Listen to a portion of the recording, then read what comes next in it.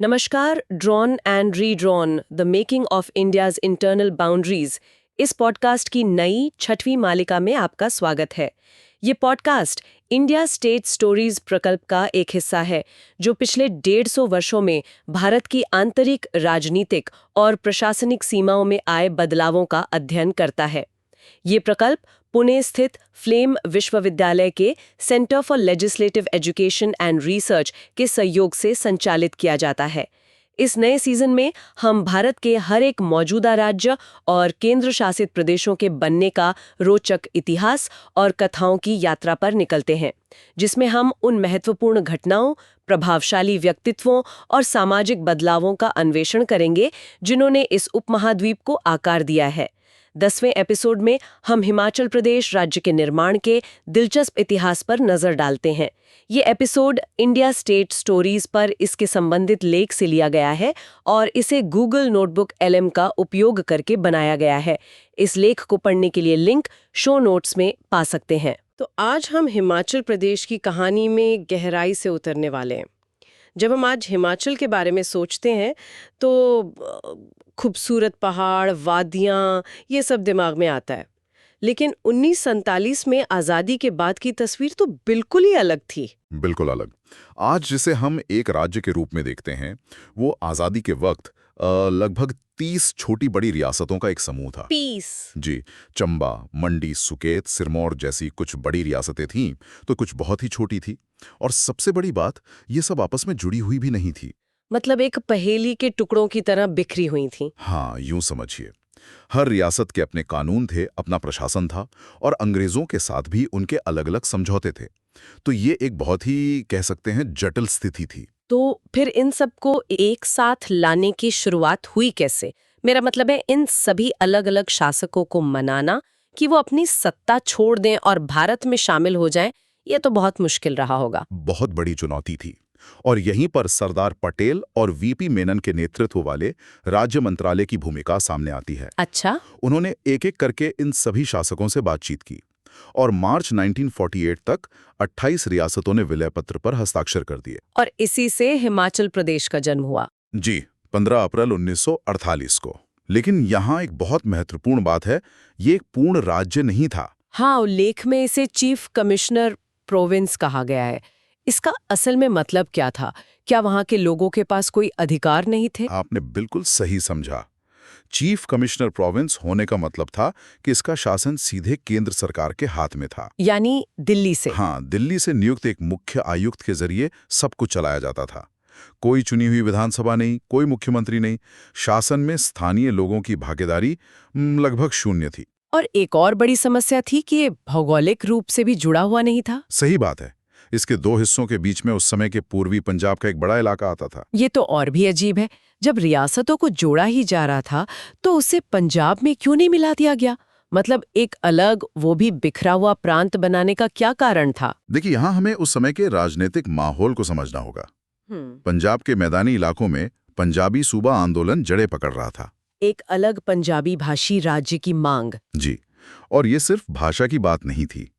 ये एक बहुत ही तीव्र राजनीतिक और धार्मिक पहचान से जुड़ा आंदोलन था। ऐसे माहौल में इन पहाड़ी रियासतों को, जिनकी संस्कृति, भाषा, सब कुछ बिल्कुल अलग था, पंजाब में मिलाना एक राजनीतिक विस्फोट का कारण बन सकता था। अच्छा, तो पटेल और मेनन ने इसे दूर रखना ही बेहतर समझा। हाँ, उन्होंने सोचा कि एक और विवाद को हवा ना दी जाए, भले ही इसके लिए एक बिखरी हुई प्रशासनिक इकाई क्यों ना बनानी पड़े। ये एक तरह से एक व्यावहारिक कदम था। इस पूरी प्रक्रिया में जो बिलासपुर वाला मामला है, वो मुझे वाकई में बहुत दिलचस्प लगा। 28 रियासतें एक साथ आ गईं, लेकिन एक अकेली रियासत बिलासपुर को अलग रखा गया। क्यों? ये इस कहानी का सबसे आकर्षक मोड़ है। इसका सीधा संबंध है भाखड़ा नांगल बांध से। भारत की सबसे बड़ी परियोजनाओं में से एक। बिल्कुल। भाखड़ा बांध सिर्फ एक बांध नहीं था, यह आजाद भारत के भविष्य का, उसके विकास का प्रतीक था। प्रधानमंत्री नेहरू इसे आधुनिक भारत का मंदिर कहते थे। और इस विशाल परियोजना का एक बहुत बड़ा हिस्सा बिलासपुर रियासत की जमीन पर बनना था। जिसमें एक बड़ा इलाका पानी में डूबने वाला था। तो केंद्र सरकार को डर था कि अगर बिलासपुर हिमाचल का हिस्सा बन गया तो स्थानीय राजनीति इस राष्ट्रीय महत्व की परियोजना में कोई रुकावट डाल सकती है। बिल्कुल, वो कोई भी जोखिम नहीं लेना चाहते थे। इसलिए उन्होंने बिलासपुर को सीधे अपने नियंत्रण में रखने का फैसला किया।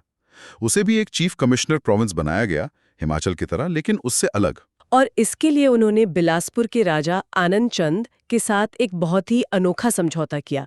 लेख में बताया गया है कि वो आसानी से मानने वालों में से नहीं थे। जी, तो उन्हें मनाने के लिए एक असाधारण कदम उठाया गया। उन्हें न केवल 70,000 का प्रिवी पर्स दिया गया, जो उस समय के हिसाब से बहुत बड़ी रकम थी, हाँ, बल्कि उन्हें बिलासपुर का पहला मुख्य आयुक्त भी बना दिया गया। यही तो बात है। मतलब राजा विले के बाद भी अपने ही राज्य का प्रशासक बना रहा। ये तो कमाल है। ये एक क्लासिक राजनीतिक समाधान था। राजा को सत्ता में एक पद और एक उदार समझौता देकर केंद्र सरकार ने बांध परियोजना के लिए उनका पूरा सहयोग सुनिश्चित कर लिया। तो अब हमारे पास 3 टुकड़े हैं, एक हिमाचल प्रदेश प्रांत, दूसरा केंद्र शासित बिलासपुर और इन दोनों के बीच पंजाब का इलाका। यहाँ से इन सबको जोड़कर एक पूर्ण राज्य बनाने का सफर शुरू होता है। हाँ, और ये एक धीमी प्रक्रिया थी। 1950 में जब संविधान लागू हुआ तो हिमाचल को भाग सी राज्य का दर्जा मिला, जो चीफ कमिश्नर प्रोविंस से बस एक छोटा सा कदम ही ऊपर था। जी। एक बड़ा पड़ाव आया 1954 में, जब भाखड़ा बांध का काम काफी आगे बढ़ चुका था। तब बिलासपुर का विलय हिमाचल प्रदेश में कर दिया गया। तो कम से कम भौगोलिक बिखराव की समस्या तो हल हो गई। हाँ, एक बड़ी समस्या हल हो गई। लेकिन इसके ठीक 2 साल बाद 1956 में राज्य पुनर्गठन आयोग ने एक बड़ा झटका दे दिया। आयोग ने हिमाचल को पूर्ण राज्य का दर्जा देने से साफ इनकार कर दिया और तो और इसे केंद्र शासित प्रदेश बना दिया गया। ये तो एक बहुत बड़ा झटका रहा होगा। ये बहुत बड़ा झटका था। डॉक्टर वाई.एस. परमार जैसे नेता, जो हिमाचल के सबसे बड़े पैरोकार थे, उन्होंने इसका कड़ा विरोध किया। आयोग ने वजह क्या बताई? उन्होंने अपनी रिपोर्ट में 2 मुख्य कारण दिए। एक, कि इसकी आबादी बहुत कम है, और दूसरा कि ये आर्थिक रूप से आत्मनिर्भर नहीं है। मतलब अपने खर्चों के लिए हमेशा केंद्र पर निर्भर रहेगा। जी, उनका मानना था कि यह एक राज्य के रूप में टिक नहीं पाएगा। तो इस पर हिमाचल के नेताओं का क्या जवाब था? क्या उनके पास कोई पलटा तर्क था? बिल्कुल था। उनका तर्क था कि हिमाचल का पिछड़ापन उसकी अपनी गलती नहीं, बल्कि उसकी ऐतिहासिक कारणों और मुश्किल भूगोल का नतीजा है। सही बात है। तो उन्होंने दलील दी कि अगर इसे पूर्ण राज्य का दर्जा और वित्तीय अधिकार दिए जाएं, तो ये अपने विशाल जल संसाधनों और पर्यटन की क्षमता का इस्तेमाल करके आत्मनिर्भर बन सकता है। लेकिन उनकी बात नहीं सुनी गई। उस समय नहीं। ये बहस लगभग 1 दशक तक चलती रही। हालांकि 1963 में केंद्र शासित प्रदेश के भीतर एक चुनी हुई विधानसभा और मंत्रिमंडल का गठन होना एक बड़ी जीत थी। इसने एक उम्मीद जगा दी थी।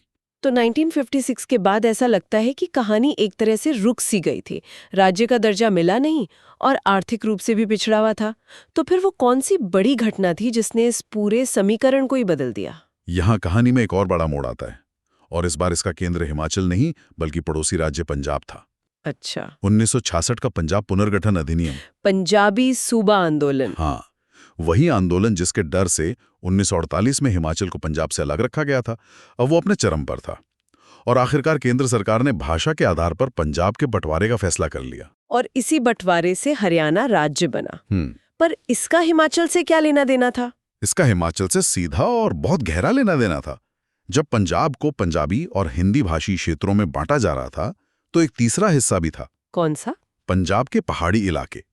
ये इलाके ना तो पंजाबी भाषी थे और ना ही हरियाणा के मैदानी हिंदी भाषी क्षेत्रों जैसे थे। इनकी भाषा, इनकी संस्कृति, इनका भूगोल, सब कुछ हिमाचल के पहाड़ी इलाकों जैसा था। बिल्कुल। पंजाब पुनर्गठन अधिनियम के तहत इन सभी पहाड़ी और हिंदी भाषी जिलों को पंजाब से निकालकर हिमाचल प्रदेश में मिला दिया गया। ओह, तो ये तो बहुत बड़ा बदलाव था। ये सिर्फ जमीन का हस्तांतरण नहीं था, इसने हिमाचल प्रदेश के स्वरूप को, कह सकते हैं, रातों रात बदल दिया। कैसे? मतलब इसका असर कितना बड़ा था? असर बहुत बड़ा था। हिमाचल प्रदेश का क्षेत्रफल और आबादी दोनों लगभग दुगनी हो गई। 2 गुनी? जी, लेकिन इससे भी महत्वपूर्ण बात यह थी कि कांगड़ा जैसे उपजाऊ और अपेक्षाकृत विकसित इलाके मिलने से इसका आर्थिक आधार कई गुना मजबूत हो गया। अच्छा, तो जो 1956 में आयोग ने आपत्तियां उठाई थीं, वो सारी आपत्तियां एक झटके में खारिज हो गईं। अब हिमाचल एक छोटा, आर्थिक रूप से पिछड़ा क्षेत्र नहीं था। अब पूर्ण राज्य के दर्जे की मांग को नजरअंदाज करना लगभग नामुमकिन था। तो ये कहना गलत नहीं होगा कि हिमाचल को पूर्ण राज्य का दर्जा एक तरह से पंजाब पुनर्गठन के बाय प्रोडक्ट के रूप में मिला? काफी हद तक ये एक विडंबना ही है। जिस पंजाबी सूबा आंदोलन के डर से हिमाचल को शुरू में अलग बनाया गया था, अंत में उसी आंदोलन के सफल होने पर हिमाचल को पूर्ण राज्य बनने का रास्ता मिला। और आखिरकार दशकों के संघर्ष के बाद 25 जनवरी 1971 को संसद ने हिमाचल प्रदेश राज्य अधिनियम पारित किया। जी, और ये भारत का 18वां राज्य बन गया। शिमला के रिज मैदान पर बर्फबारी के बीच तत्कालीन प्रधानमंत्री इंदिरा गांधी ने इसकी घोषणा की थी और डॉक्टर वाई.एस. परमार, जिन्हें आधुनिक हिमाचल का निर्माता माना जाता है, राज्य के पहले मुख्यमंत्री बने। सच में यह एकीकरण की एक असाधारण कहानी है। यह दिखाती है कि कैसे रियासतों की विरासत, भाषाई मांगों और भाखड़ा बांध जैसी राष्ट्रीय विकास की प्राथमिकताओं ने मिलकर एक नए राज्य को आकार दिया। तो हमने देखा कि कैसे 2 दशकों से भी ज्यादा समय में छोटे छोटे टुकड़ों को जोड़कर राजनीतिक दांवपेच और पड़ोसी राज्य के पुनर्गठन के अप्रत्याशित लाभ से हिमाचल प्रदेश का निर्माण हुआ। वास्तव में हिमाचल प्रदेश का गठन केवल नक्शे पर लकीरें खींचना नहीं था। यह भारत के सबसे चुनौतीपूर्ण इलाकों में से एक में एक स्थिर शासन लाने, वहां के लोगों को राजनीतिक अधिकार देने और उनकी एक अनूठी सांस्कृतिक पहचान को मान्यता देने के बारे में था। और ये हमें सोचने के लिए एक अंतिम विचार के साथ छोड़ जाता है, अगर भाखड़ा बांध का वो रणनीतिक महत्व न होता और 1948 में ही इन सभी पहाड़ी रियासतों का विलय पंजाब में कर दिया जाता, तो क्या आज हिमाचल प्रदेश नाम का कोई राज्य होता, या फिर उत्तर भारत का राजनीतिक और सांस्कृतिक नक्शा आज कुछ और ही होता?